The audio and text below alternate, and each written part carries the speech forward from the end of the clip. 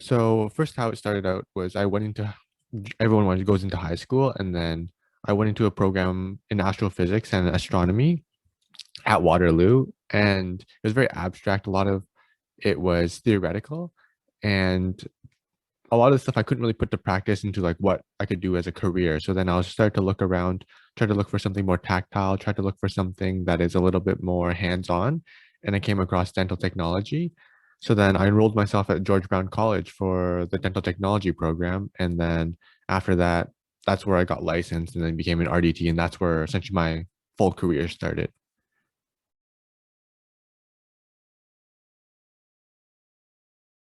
So the three favorite things for the job would most likely be the science aspect of it, the art aspect of it, and also the business aspect of it. With all these, you kind of get like a little mesh of everything that really makes dental technology what dental technology is, because you have like the art aspect with the coloring and being able to customize everything to a personal level to matching up the person. You have the science aspect of understanding like the material usage. You have to understand like a lot of temperatures, a lot of more precise things that are more scientific, following manufacturers' recommendations. And then you have like the business aspect of it. If you go that route, where once you start to do your own business, you have this whole slew of like accounting, bookkeeping, going out and talking to people and having like this whole different aspect that you wouldn't really have in dental technology. And you're not really focused into one of them. You sort of have to build off your art and your science so that you can reflect into your business, and use your business so that you can build up your art and science, and sort of have that bounce back and forth. And those are my most favorite three things that sort of make up dental technology.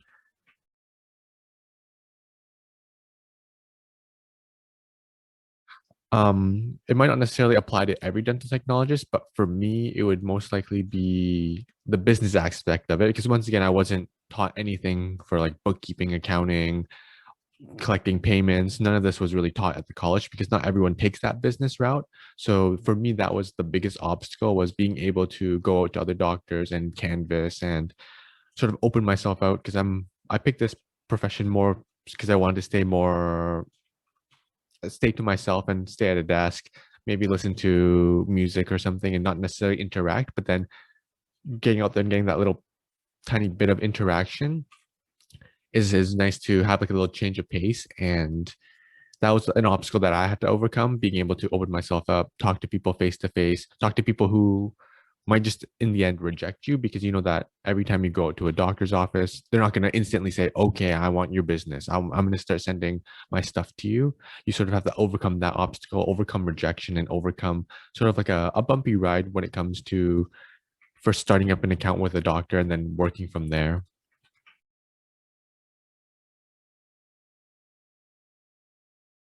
Just being able to actually see the patient once again, because you don't necessarily get to see the patient all the time, but then the times that you do get to see the patient, the times you get to see that patient smile and sort of have a life-changing experience. Because some you hear stories and you see their teeth prior, and then you'll take pictures before and you'll see how they had teeth, and they'll tell you like, oh, I really want to sort of change, have a change in my life. I want to have a smile essentially.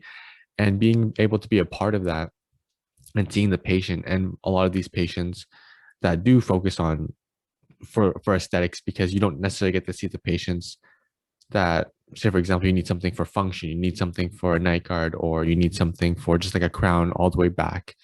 You see these when you get to see the patients, is a lot of it is the aesthetic work, a lot of it is life changing. And when you get to see that patient and sort of see their reaction to what they're getting, and then see the patient face to face, that's probably what would be the most rewarding for me.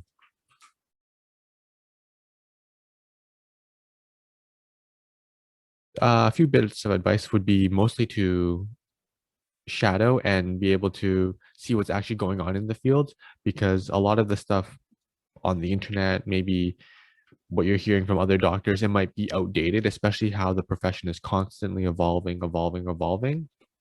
So I would definitely shadow see what's out there, because you could go online, you could probably look at, oh, what does a dental technologist do? And they can refer you to a lot of the old school stuff, a lot of like the metalwork, a lot of the casting, a lot of the skills that, oh, okay, maybe I might want to take this up. But then when you get into it, you realize that a lot of it now is digital, and you wouldn't really get exposed to that if you didn't either do thorough enough research or go to an actual laboratory and then see what the what the laboratories are actually doing to this day. Because I could tell you, oh yeah, dental technology is great if you're good with working with computers, but the next thing you know, they have this next technology that might not be relevant to me, but then 20 years from now, there might be a completely different skill set that I couldn't help you on because I'm not practiced in it. But another laboratory, a bigger laboratory, might be able to inform you on that.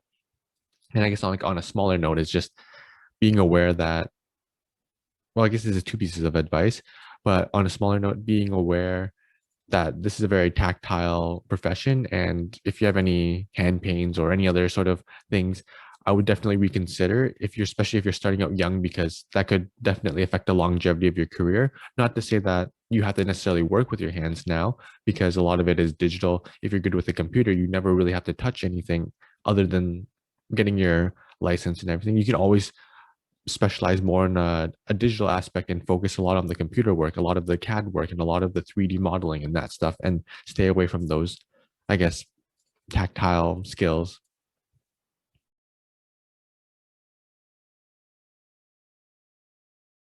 I would definitely recommend going under the CDTO or the college, mostly because I've been involved with bits and pieces of it. I'm still a young technician, so I'm still digesting the whole profession and being able to see like where do I slot in when it goes to the college, when it goes to like the profession as a whole. Yeah, my involvement with the CDTO, I've seen like that they are there for the greater good for everyone, mostly for the public, but there's been a little bit more transparency with the CDTO and just its involvement with both us as technicians and also as the public health. And I do believe in what they're doing because they're ultimately trying to help everyone out. And although it might seem like sometimes the technician might be sort of pushed aside, I feel as if the transparency that's coming up now, and also what the overall intention for the CDTO is, is essentially what I believe in and why I do believe that people should believe in the CDTO and also be regulated by the CDTO.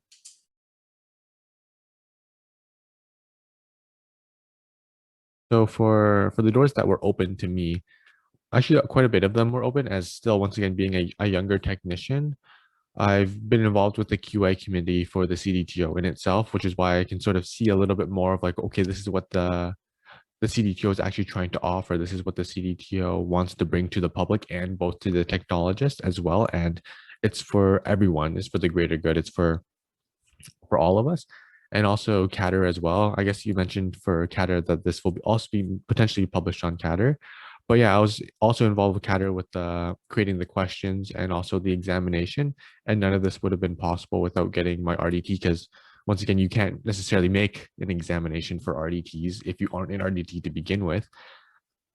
So those were like the two, I guess, major doors that were open. But I guess also reflecting I wouldn't be able to open up my own business legally, at least, without being in RDT. So a lot of doors have definitely been open for me, especially, and then that's sort of what defines my career, because I guess I like to be involved with dental technology as a whole, and also I like to sort of do things my own way. So that's why I want to also open. Well, I do have my own business, and with the licensing and being in RDT, I am able to achieve those things.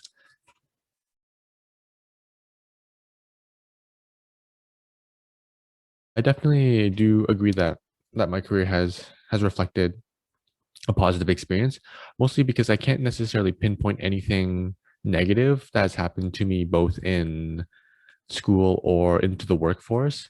And once again, I believe because Canada is a very multicultural country, you do get exposed to a lot of different cultures. And from my experience, once again, I didn't really have any negative experiences that I've seen or witnessed or have happened to me.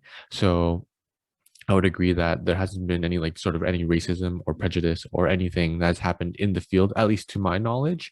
But once again, you have to take everything with a grain of salt, because I've only worked at a select few, because you can't say that my experience might be everyone's experience. But to sort of wrap it up, yeah, I think that everything has been fair on my end.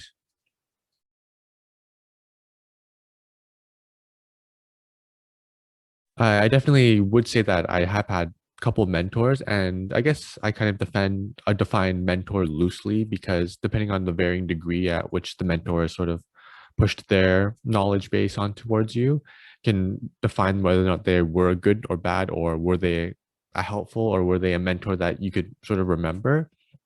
And as for me, I would probably say that do have two mentors that I could think off the back of my head, and they've definitely defined my skill set as a dental technologist. But now, sort of like thinking back on it and recollecting like what they've actually been teaching me, I actually think that they've taught me more about real world experiences and being able to sort of perceive like, I guess, the workforce, the world in general, and just being just like a people person, really. So they taught me a lot of that sort of skill set, a lot to be, I guess, like an individual in sort of the society. And it taught me a lot to sort of define me as a person. And I don't want to degrade their skills as a dental technologist, because without them, they sort of defined my whole overall skill set in the dental technologist field. Like they got me into more of like the digital aspect. They got me into more of like the aesthetic slash studio aspect of it. So yeah, I've definitely had mentors that have helped me and definitely defined my career in a very, I guess, me path, because not everyone would have had the same mentors. Not everyone would have had the same experiences. And this is sort of the accumulation of all those experiences sort of put into a person and then being pushed forward.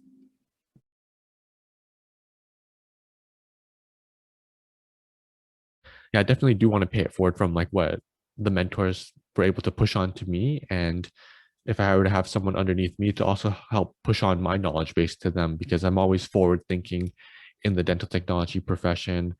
As you can, as like the previous questions regarding being involved with the CDTO and also CATR, I do want to be involved with either not necessarily the educational system, but also more along the side of like the evolution of dental technology, and how can I push my knowledge onto the people that are just getting into it, so that we can sort of build up the technology together, or build up the profession together, so that we can both benefit from it.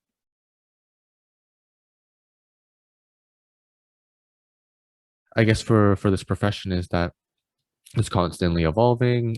It's a profession that if you don't want to get stuck doing the same thing, there's a lot of movement that you can be put into. Like once again, I did mention that you can focus more on the art aspect. You can focus more on like the more fine tuning and the more artistic, trying to reconstruct the whole mouth. You can work on the scientific aspect. Maybe you might want to go into materials, or maybe you might want to look into like what is also available, because there's always going to be new materials. There are a lot of competitors when it comes to these dental companies, and being able to sell your skill set as, okay, maybe I might want to look into how can I sort of micromanage the materials and sort of see like how can I best optimize what material I'm using for this case, and being able to understand the lingo, and not necessarily have like a degree or a diploma to sort of say for it, but also just to have that knowledge base of like, okay, I can sort of deconstruct, like maybe you have a chemistry background, or maybe you have some sort of other background, and you can sort of deconstruct what's actually being put into these materials, and then being able to offer that skill set. Or even more of like a business focused aspect, where you can focus primarily on, maybe you're more of a people person, and maybe you don't want to work too much with your hands, or you don't want to mess with too much of the dust or plaster or all this messy stuff, and you want to focus more on the business aspect, and you might want to work in a partnership, or work with someone else in a laboratory and focus on that aspect, and being able to talk the specific lingo. Because if you have specific people focusing in business, they might not understand like the start to finish workflow in dental technology. But if you can sort of get into dental technology, work, and then understand the workflow, and then go out to the offices, then you can sort of build up your business skills, and being able to market that skill set, and being able to actually relate to the doctors, because you were able to put yourself into the position of the dental technologist. But yeah, just to sort of wrap it up, yeah, a lot of these skills, they're always changing. Everything's going to be changing, whether it be like even COVID might create a change for what the profession has. And it's just us as dental technologists and as professionals to be able to adapt to the current environment that we're in. Okay, what's the best thing that is available for us to do as a business? What's the best thing available? What's the safest precautions we have to take? All these variables that us dental technologists are put into. And then because we're also considered healthcare professionals, we have a better understanding of, okay, like microbes and all this other stuff, and contamination. We can use that skill set as well, and being able to adapt we can throw ourselves to the field, and even though COVID might be happening, we are still able to adapt. We're still able to overcome what's happening.